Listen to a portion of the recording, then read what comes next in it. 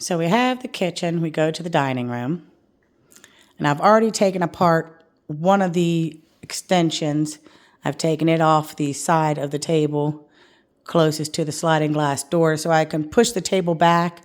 I needed to move some things. As you can see, there's an end table and some lamps that came from the other bedroom because we were removing some furniture and I needed the extra space. The table does have two side leaves that can come out completely. And unfortunately, it's not something that folds down. So when they come out, there's nowhere to put them. But I need to clean this table thoroughly because when I was taking it out, I noticed there's a lot of food and things and grime kind of stuck into this table. So I want to go ahead and clean it real good. And you can't feel it, but I can, especially when I went to go take the table apart. There was actually some dried food in this crack because it was a larger one. And I guess, if it doesn't get cleaned all the way and properly, this would be the seam where you can see there's an actual thicker gap than in here. So it makes it easier for food to get stuck in there. So that all needs to be cleaned up real thoroughly.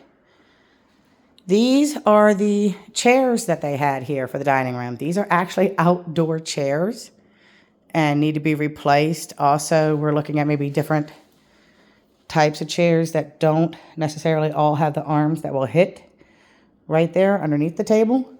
It's a great table, it's staying, but the seating needs to be fixed. We don't necessarily want to have outdoor patio furniture at the dining table. So if you follow me, you see the bathroom. And this again, let's take a slow turn, is the dining area.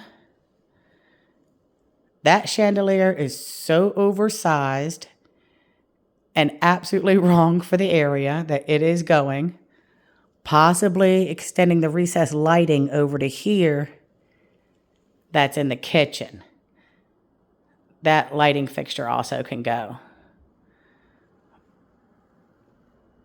But extending the recessed lighting over here makes more sense rather than having a ill-placed oversized chandelier. So we have the kitchen. We're kind of just doing a little turn. The famous orange room. That orange is so bright, but it's kind of growing on me. This round table that is uneven will be going. This this sofa is actually just going to be replaced into a better location. It's a really great sofa in great condition. All this furniture is pretty much in great condition. But there's too much of it, and it's not spaced correctly. Beautiful view, by the way, over here. To the backyard and the pool. Again, a lot of oversized furniture. Not necessarily bad for this big great room. However, it's not placed correctly. As you can tell by having the recliner over here in the corner, it has damaged the wall. It also is in the way of the door. But it causes damage to the furniture. When furniture isn't placed correctly, it causes damage to itself and to the wall. And it blocks walking space, vital walking space. Same with this recliner over here. This recliner was poorly placed, furniture-wise. Has torn up through the railing, which now has had some wood filler into it. And because of that, where it hits, it also tears up the back of the recliner.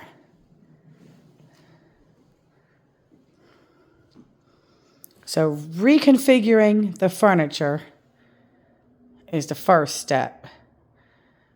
So if we space out, first let's remove this recliner and this recliner, space it over here, remove this. You could put 2 recliners and a table in between if you wanted to. This is gone along with the chairs. That is just a wonderful, awesome, heavy, ginormous coffee table that is going to live in this house forever because I don't see any way of ever removing it. But it's a great size. It would be great to put a puzzle on. Then you come over here and you're going to have the bathroom in the hallway. We're just going to go left. The cream color room. We've already taken out the oversized furniture. It was a sleigh bed set, matching dresser, and an end table. Now, the reason why there are so many mattresses and box springs in here is because of the room next door. We're trying to take apart that bed.